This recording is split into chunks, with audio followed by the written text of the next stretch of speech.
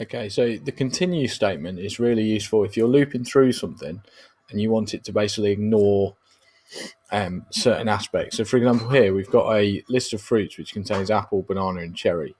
So we know that as this loops through, it's going to print out apple, then banana, then cherry, based on our last video.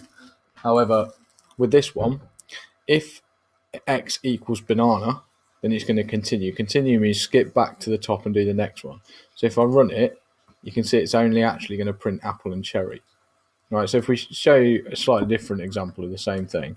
So if we go to something like this, so we know you can loop for a string. So if we do word, and if x is, we'll say the letter A, then what it's going to do is it's going to loop through banana, but if it's the letter A, it won't print out because it's going to do a continue, which continues to the next loop. Okay, so really useful for if you want to skip certain aspects from the loop.